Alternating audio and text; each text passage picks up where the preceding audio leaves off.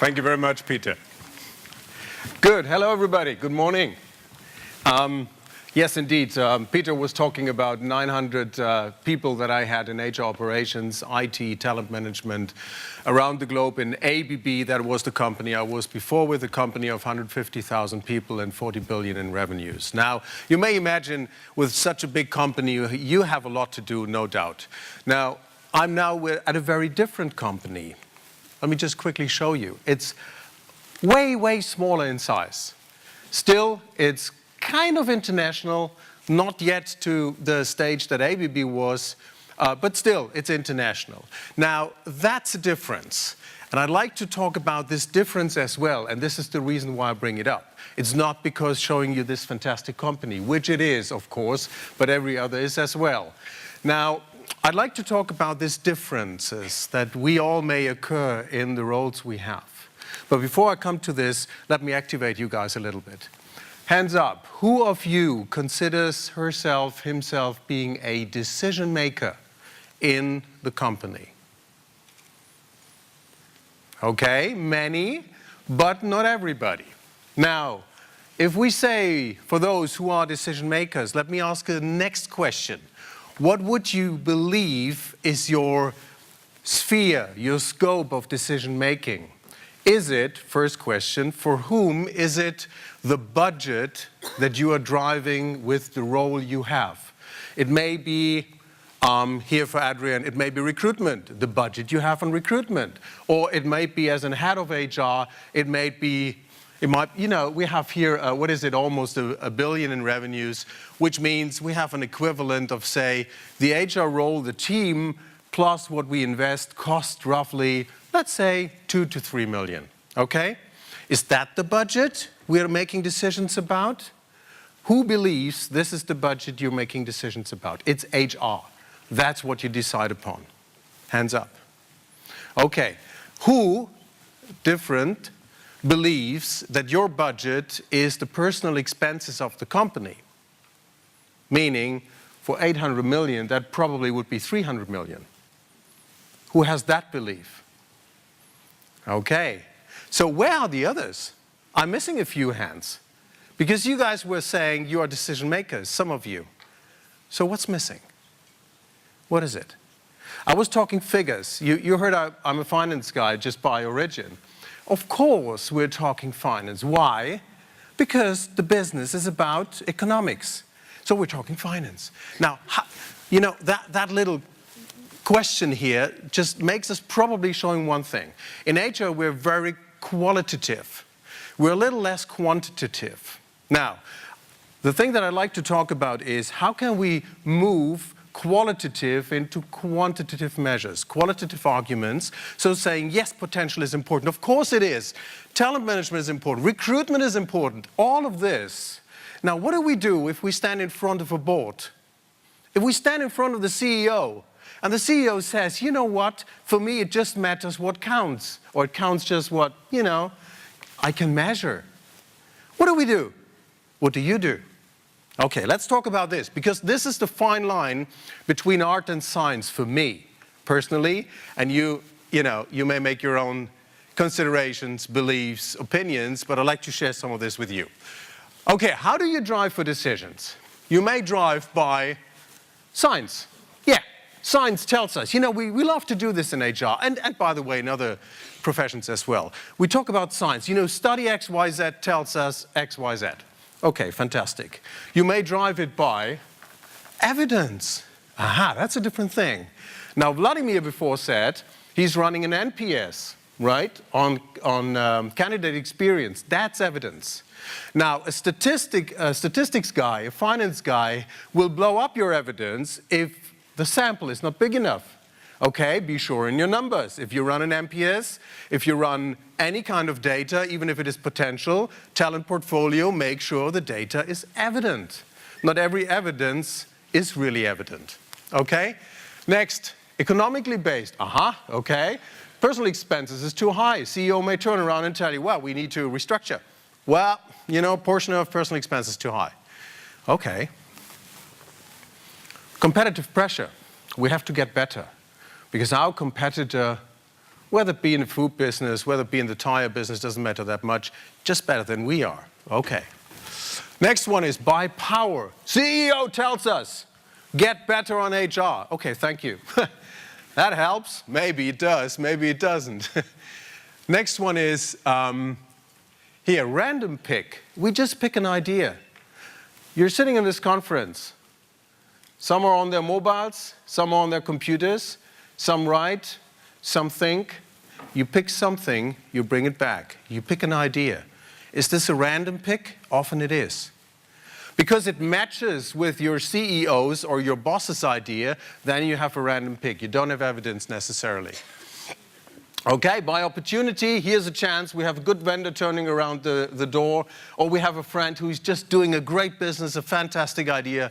Great, we just pick it and do it. Swarm-oriented. You see this? That's a fascinating one. It was the mid-90s.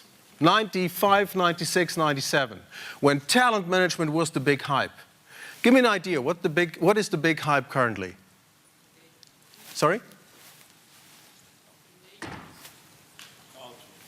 Culture. You see it on the agenda. We have culture very often just turning up. Another big hype is data. Big data. You were talking about social media. We drive data from there.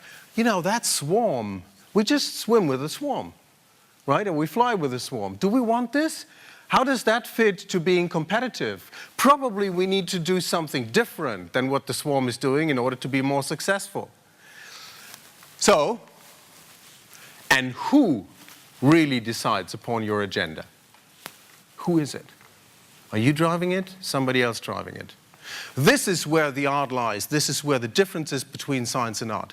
We can drive every science. Now, as an ex-controller, financial controller, I can tell you one thing. There's a big difference, a huge difference between a good controller and a bad controller. A good financial controller, now let me start with the bad one. The bad one just drives on data. You know, shows data, shows an income statement, shows whatever. Fluctuation rate, NPS, blah, blah, blah, blah, blah. Doesn't matter that much.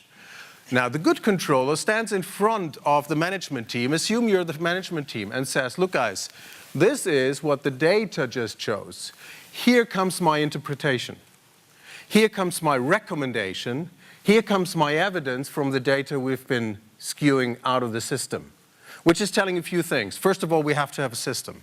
Second, we need to be capable in order to interpret the data. And thirdly, the data need to be interpreted such that we're not in the swarm, but we're focusing on the company and the strategy the company wants to drive.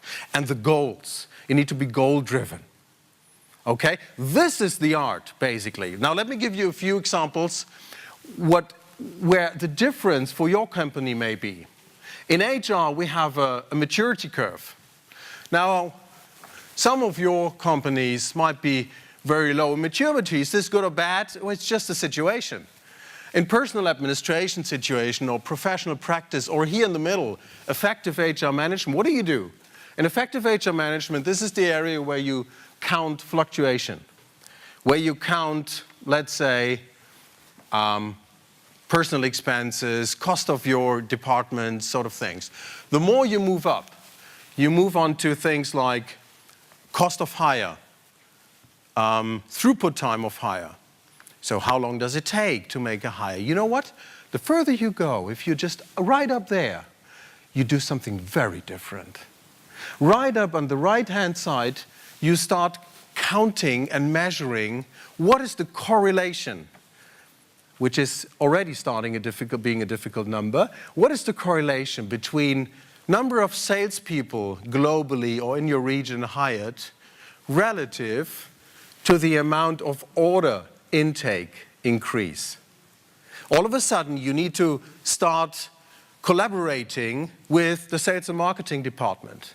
You need to get to the table also the financial manager. So the CFO, whoever it might be, the controller for sales and marketing.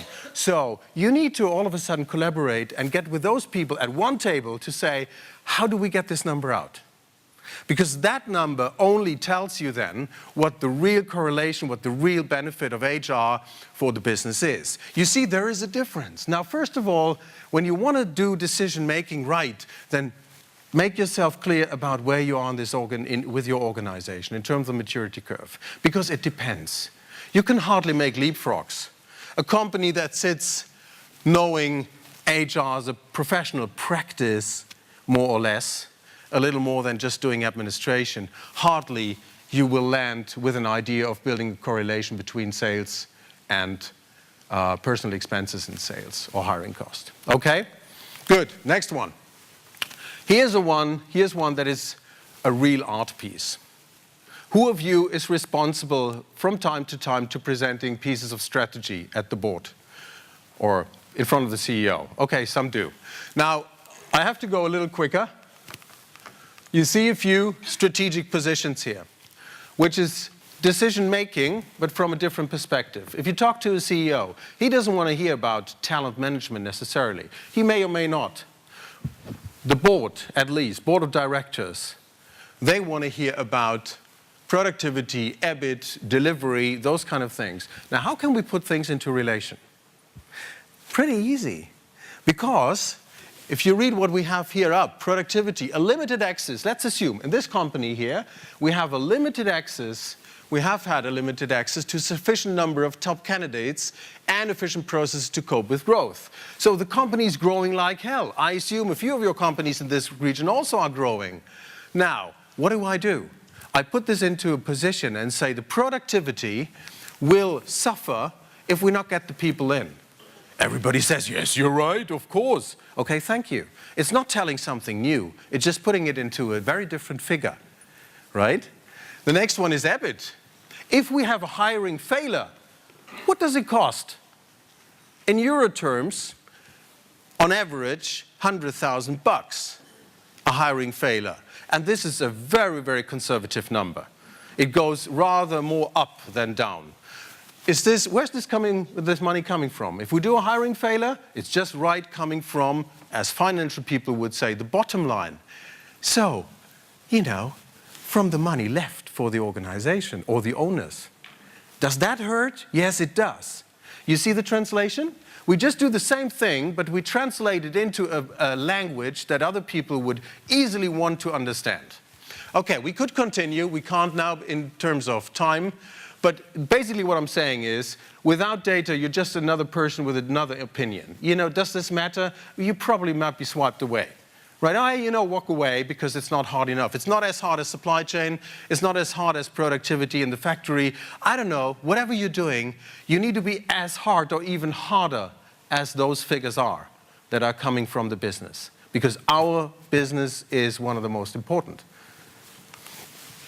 Okay, here are a few examples. One example is from my former company, where we measured global supply of talent. It's a pretty busy slide, I'm very sorry. But what you can see is it was in front of the executive committee. Again, a number in people, 150,000 people around the globe, so people moving around the globe. You could do this within a region and say, we heard about Adria. Right? The Adria project probably means also people, moving from one place to the next. You probably want to have a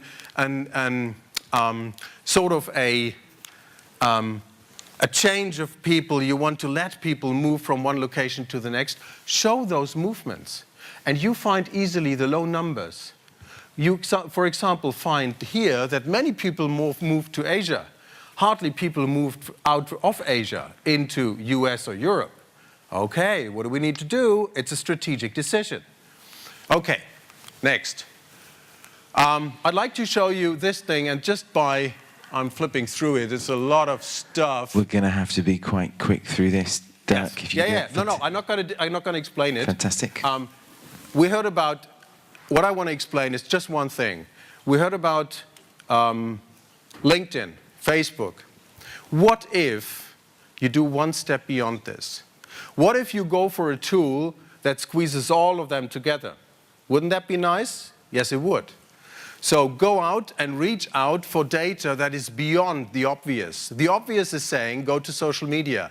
The over-obvious is saying, find a tool, here is one, that really matches what is going on in the market entirely for Serbia, entirely for Croatia, entirely for the region you're in. There are tools. One of this is this. It's called text kernel. There are other tools. This is coming from Netherlands. Some others are from Asia. Doesn't matter that much. And then you see the candidate internal, and then you see external candidate pools. You find them all together with one click, one search, whether it be from Facebook, whether it be from LinkedIn, it doesn't matter, expertise, whatever. You just find them all in one click. That's the thing what we need to do, right? So just go, be ahead of your schedule. Be one of those innovators. Okay? Take courageous and be happy. Thank you very much. Ladies and gentlemen, put your hands together for Dirk Stoltenberg.